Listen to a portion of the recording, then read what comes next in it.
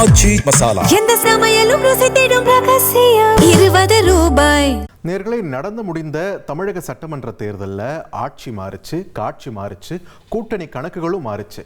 இப்போ நம்ம மாநில தேர்தல் ரிசல்ட் டெல்லி வரைக்கும் அதனுடைய தாக்கத்தை காட்ட தொடங்கியிருக்கு. தொகுதி மறுவரையறை மசோதா விவகாரத்தில் திமுகவோட முடிவு என்னவாக இருக்கும் என்று டெல்லி அரசியல் களமே பரபரத்து கிடக்கிறது. இதை பற்றி தான் இந்த தொகுப்பில் நம்ம விரிவாக பார்க்க இருக்கிறோம். பாஜகவுக்கு திமுக ஒத்துழைக்குமா? பரபரக்கும் டெல்லி அரசியல் களம். இது எதனாலன்னு உங்கள் எல்லாருக்குமே தெரியும். இவ்வளவு வருஷமாக கூட்டணியில் இருந்த காங்கிரஸ் தாவேக்க ஆட்சி அமைத்த பிறகு அவங்களுக்கு உறுதுணையாக அந்த பக்கம் போன பிறகு இப்போ இந்தியா கூட்டணியில் திமுகவுடைய எதிர்காலம் என்னன்ற ஒரு கேள்வி மிகப்பெரிய கேள்விக்குறியாக மாறி இருக்கு. இது மட்டும் இல்லாமல் இந்தியா கூட்டணி சார்பாக நடத்திய கூட்டங்களையும் திமுக பங்கேற்கவில்லை. அதே நேரத்தில் பாஜக கூட்டணிக்கு போக போறாங்களா அப்படின்ற ஒரு கேள்வியுமே தற்பொழுது மேலோங்க தொடங்கியிருக்கு. இது ரெண்டுமே இல்லாமல் ஒரு திரிசங்கு நிலையில் தற்பொழுது திமுக இருக்கக்கூடிய நிலையில் டெல்லி அரசியல் களத்தில் திமுகவோட நகர்வுகள் எப்படி இருக்க போகிறது, குறிப்பாக இந்த மசோதா டீலிமிட்டேஷன் அப்படின்ற ஒரு விஷயத்தை சார்ந்து திமுகவுடைய புதிய நகர்வுகள் எப்படி இருக்க போகுது அப்படின்ற ஒரு எதிர்பார்ப்பு மேலோங்கி இருக்கிறது. தொகுதி மறுவரையறை மசோதா ஆதரவை திரட்டுவதில் பாஜக தீவிரம் காட்டிக் கொண்டிருக்கிறது. இது கடந்த சில நாட்களுக்கு முன்னாடி கூட பத்தி நம்ம விரிவா பேசியிருந்தோம். எந்த அளவுக்கு பாஜக தீவிரமா செயல்பட்டு இருக்காங்க. இந்த மழைக்கால கூட்டத்தொடரில் டீலிமிட்டேஷன், அதாவது தொகுதி மறுவரையறை மசோதா, மகளிர் இடஒதுக்கீடு மசோதா எல்லாம் தாக்கல் செய்யப்படணும், அது சட்டமாக ஏற்றப்படணும் அப்படின்றதுல ரொம்பவே தீவிரம் காட்டிட்டு இருக்காங்க அப்படின்றத பார்க்கிறோம். ஸோ அந்த வகையில் யாரையும் விட்டு வைக்கல. காங்கிரஸ் தவிர்த்து எல்லா கட்சி எம்பிக்களிடமும் ஆதரவை திரட்டுவதில் மிகப்பெரிய முனைப்பு காட்டிட்டு வராங்க பாஜக. தொகுதி மறுவரையறை மசோதா இதை பொறுத்த வரைக்கும் அரசியல் அமைப்பில் திருத்தம் கொண்டு வரணும் இல்லையா? அதுக்கு பாஜகவுக்கு தேவையான எம்பிக்கள் எவ்வளவு? ஒட்டுமொத்த நாடாளுமன்ற எம்பிக்கள் இதில் 3/2 பங்கு மெஜாரிட்டி பாஜக அரசுக்கு தேவைப்படுகிறது. அந்த மெஜாரிட்டி அவங்க கிட்ட இல்லைன்றதுனால தான் கடந்த முறை அது ஒரு தோல்வியை தழுவுச்சு. இப்போ காட்சிகள் மாறி இருக்கக்கூடிய நிலையில் என்ன நடக்க போகுது? மக்களவையில் மொத்த எம்பிக்களுடைய எண்ணிக்கை எவ்வளோன்னு நம்ம பார்க்கும்போது 543. இதில் சிட்டிங் எம்பிக்களுடைய எண்ணிக்கை எவ்வளோன்னு பாருங்க, 540.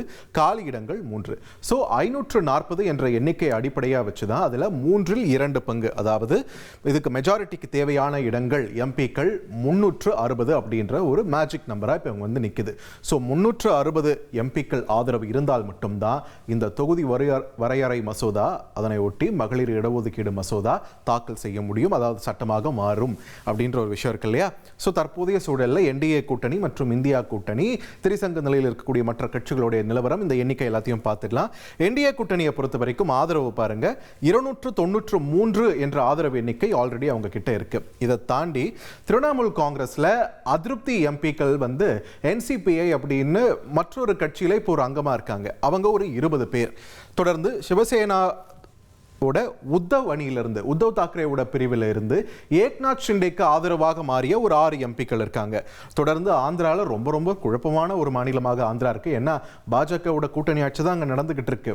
சந்திரபாபு நாயுடு அவர்கள் தலைமையிலான தெலுங்கு தேசம் கட்சி இருக்கு. ஆனால் அதே ஆந்திராவில் எதிர்கட்சியாக இருக்கக்கூடிய ஒய்எஸ்ஆர் காங்கிரஸும் ஆளுங்கட்சியின் கூட்டணி கட்சியாக இருக்கக்கூடிய பாஜகவுக்கு மத்தியில் ஆதரவு கொடுக்கக்கூடிய ஒரு நிலைப்பாட்டில் இருக்காங்க அப்படின்ற ஒரு தகவலும் வந்திருக்கு. ஸோ தற்போதைய சூழலில் ஆதரவு நிலைப்பாடில் உறுதிப்படுத்தப்பட்ட ஆதரவுன்னு பார்க்கும்போது 323 அப்படின்ற ஒரு எண்ணிக்கையில் நிற்குது. ஸோ தொடர்ந்து இப்போ இந்தியா கூட்டணியோட எண்ணிக்கையை பார்க்குறோம். 181 எம்பிக்கள் இருக்காங்க. காங்கிரஸை பொறுத்த வரைக்கும் 98 எம்பிக்கள். சிவசேனா உத்தவ் அணியில் பார்த்தீங்கன்னா 8 பேர் அந்த பக்கம் போயிட்டாங்க. இப்போ இங்கே 3 பேர் தான் இருக்காங்க. அந்த 3 பேருடைய ஆதரவு இருக்கிறது. சமாஜ்வாதி கட்சியை பொறுத்த வரைக்கும் 37 எம்பிக்கள். என்சிபி தேசியவாத காங்கிரஸ் சரத்பவார் ஃபேக்ஷனில் ஒரு 8 எம்பிக்கள் இருக்காங்க. திரிணாமுல்ல மம்தாவோட இருக்கக்கூடிய ஒரு 8 எம்பிக்கள் இருக்காங்க. இது மட்டும் இல்லாமல் மற்றவை அப்படின்ற பிரிவில் சிறிய சிறிய மாநில கட்சிகள் அதெல்லாம் சேர்ந்து ஒரு 27 எம்பிக்கள் இருக்காங்க. அண்ட் குறிப்பாக இந்த பட்டியலை நம்ம இப்போ திமுகவை சேர்க்கலை. பிகாஸ் இதில் ஒரு கிளாரிட்டி இல்லை அப்படின்றதுனால நம்ம திமுகவை சேர்க்காம தான் 181 அப்படின்ற ஒரு எண்ணிக்கை இந்தியா கூட்டணியில் பார்க்குறோம். இப்போது திரிசங்கு நிலையில் இருக்கக்கூடிய இடங்கள் அப்படின்னு நம்ம பார்க்கும்போது திமுக கிட்ட 22 எம்பிக்கள் இருக்காங்க. மற்ற கட்சிகள், சிறிய கட்சிகள், மாநில வாரியான கட்சிகள் பார்க்கும்போது ஒரு 14 எம்பிக்கள் இருக்காங்க. அது மட்டும் இல்லாமல் ஆம் ஆத்மி பார்த்தீங்கன்னா ஒரு 3 எம்பிக்கள் அவங்க கிட்ட இருக்காங்க. அதோடு சேர்த்து சுயேட்சை ஒரு 6 எம்பிக்கள் இருக்காங்க அப்படின்ற ஒரு நிலவரத்தையும் நம்ம பார்க்குறோம். ஸோ இந்த நம்பர்ஸ் எந்த அளவுக்கு கான்ட்ரிபியூட் பண்ண இருக்குது இந்த மசோதாவை, தொகுதி மறுவரையறை மசோதாவை சாத்தியப்படுத்துறதுக்கு அப்படின்றது தான் நம்ம பார்க்க வேண்டியதாக இருக்குது. அந்த வகையில் என்சிபி சரத்பவார் அணியில் இருக்கக்கூடிய 8 எம்பிக்கள் இவங்க கிட்ட என்டிஏ கூட்டணியில இடம் பெறுமாறு பேச்சுவார்த்தை போயிட்டு இருக்கு அப்படின்ற ஒரு தகவலும் வந்துட்டு இருக்கு. இன்னும் சொல்ல போனா அஜித் பவார் சரத்பவார்னு ரெண்டா பிரிஞ்சிருக்கு இல்லையா? ஸோ அஜித் பவார் உயிரிழந்த பிறகு அவருடைய மனைவி சுனேத்ரா பவார் தலைமையில் தான் அந்த கட்சி இப்போ போயிட்டு இருக்கு. ஸோ இரண்டு ஃபேக்ஷனையும் இணைக்கலாம், மீண்டும் ஒரே கட்சியாக செயல்படலாம் அப்படின்ற ஒரு பேச்சு போயிட்டு இருக்கும்போது தான் பாஜகவும் என்டிஏ கூட்டணியில இணைஞ்சிருங்க, ஒரே கட்சியா இணைஞ்சு என்டிஏ கூட்டணியில் அங்கும் அங்கிங்க அப்படின்ற ஒரு பேச்சுவார்த்தை போயிட்டு இருக்கிறதால மகாராஷ்டிரா அரசியல் களமும் இதனால சூடாகி இருக்கு அப்படின்றதையும் நம்மளால பார்க்க முடியுது. ஸோ இங்க முக்கியமா திமுகவோட முடிவு என்ன அப்படின்ற ஒரு கொஸ்டின், ஒரு மிகப்பெரிய கேள்விக்குறி. என்ன முடிவு எடுக்க போறாங்க அப்படின்றது கண்டிப்பா இந்த முறை எதிர்ப்பு இல்லைன்றதுக்கு மட்டும் ஒரு தெளிவு கிடைச்சிருச்சு. அதை தாண்டி 2 ஆப்ஷன். ஆப்ஷன் ஏ ஆதரவு நிலைப்பாடு. திமுக ஒருவேளை ஆதரவு நிலைப்பாடு எடுக்கிறாங்கன்னா என்டிஏ கூட்டணிக்கான ஆதரவு ஏற்கனவே நம்ம பார்த்தோம் இல்லையா, மொத்தம் 323 அப்படின்ற ஒரு எண்ணிக்கை இருந்தது. அதோட திமுகவோட 22 எம்பிக்கள் சேரும்போது 345 அப்படின்ற ஒரு எண்ணிக்கையில் என்டிஏ நிற்பாங்க. ஸோ அவங்களுக்கு எவ்வளோ 15 பேர் தேவைப்படுறாங்க. 2/3 மெஜாரிட்டிக்கு, 3/2 மெஜாரிட்டிக்கு 15 பேர் தேவைப்படக்கூடிய நிலையில் என்சிபி சரத்பவார் அணி ஒருவேளை இவங்க கூட வராங்க அப்படின்னும் போது அப்போ ஒரு 8 எம்பிக்களையும் வராங்கன்னா இன்னும் அவங்களுக்கு 7 எம்பிக்கள் தேவைப்படக்கூடிய ஒரு நிலை. 7 பற்றாக்குறை அப்படின்ற ஒரு எண்ணிக்கைக்கு நிற்கும் பாஜகவுடைய இந்த மசோதாவை பொறுத்த வரைக்கும். ஒருவேளை திமுக வேற ஒரு முடிவு எடுக்கிறாங்க, எதிர்ப்பு கிடையாது, அப்ஸ்டெயின் அப்படின்ற ஒரு விஷயம் இருக்கு இல்லையா, வெளிநடப்பு அப்படின்ற ஒரு ஆப்ஷனும் இருக்கு. வாக்களிக்க விரும்பாம வெளிநடப்பு செஞ்சாங்களன்னா அவையில் எண்ணிக்கையே குறையும். 540 தற்பொழுது சிட்டிங் எம்எல்ஏக்கள், அதில் 22 பேர் வெளியில போறாங்க அப்படின்ற பட்சத்தில் இந்த 3/2 அடிப்படையில் பார்க்கும்போது 345, 360க்கு பதிலாக 345 ஒரு எண்ணிக்கைக்கு வரும்.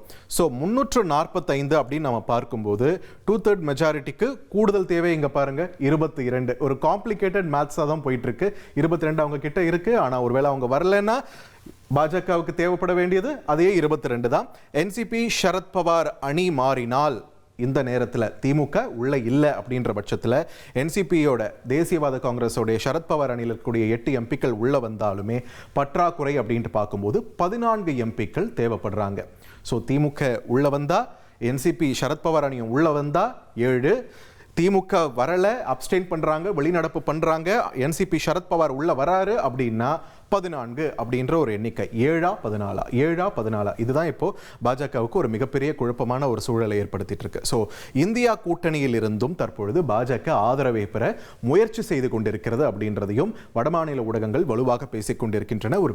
ஒரு முக்கியமான ஒரு தகவலை தான் அங்கே டிஸ்கஸ் பண்ணிட்டு இருக்காங்க. அந்த வகையில் திரிணாமுல் கட்சி மம்தா பானர்ஜிக்கு ஆதரவு நிலைப்பாட்டோடு அங்கேயே இருக்கக்கூடிய எதிரணிக்கு போகாத ஒரு 8 எம்பிக்கள், சிவசேனா உத்தவ் கிட்ட ஒரு 3 எம்பிக்கள் இருக்காங்க, சுயேட்சைகள் ஒரு 6 பேர் இருக்காங்க, இவங்க கிட்டயும் பேசிட்டு இருக்காங்க அப்படின்னு சொல்றாங்க. சோ இந்த கவுண்டர் சேர்த்தீங்கன்னா பாருங்க ஒரு 17 அப்படின்ற ஒரு கவுண்ட் வருது. இதுல எத்தனை பேர் ஆதரவா இருக்க வாய்ப்பு இருக்கு இல்ல அப்படின்றதெல்லாம் we have to wait and watch. So தற்போதைய சூழல்ல நம்ம பார்த்தோம்னா இந்த எண்ணிக்கையின் அடிப்படையில தான் ஒரு மிகப்பெரிய ஒரு கேள்விக்கான பதிலுக்கு ஒட்டுமொத்த இந்தியாவுமே காத்து கொண்டிருக்கிறது. சென்ற முறை தாக்கல் செஞ்சப்போ அவங்களுக்கு அப்சல்யூட் மெஜாரிட்டி கிடைக்கல, 2/3 மெஜாரிட்டி கிடைக்கல. இந்த முறை எப்படியாவது அது கிடைக்க வச்சிடணும் அப்படின்றதுல ரொம்பவே தீவிரமா பாஜக இருக்காங்க. அதே நேரத்தில் இங்க திமுக ஒரு முக்கியமான ஒரு ட்ரம்ப் கார்டா இந்த முறை அதில் ப்ளே பண்ணிட்டு இருக்காங்க அப்படின்றதான் பார்க்குறோம். ஸோ பாஜகவுக்கு ஆச்சரியம் தர காத்திருக்கா இல்லை இந்த இந்தியா கூட்டணி காங்கிரஸ் கட்சிக்கு அதிர்ச்சி தர காத்திருக்கிறதா திமுக என்பதையெல்லாம் நாம் பொறுத்திருந்துதான் பார்க்க வேண்டும். எந்த சமையலும் ருசி தேடும் ரகசியம் 20 ரூபாய்.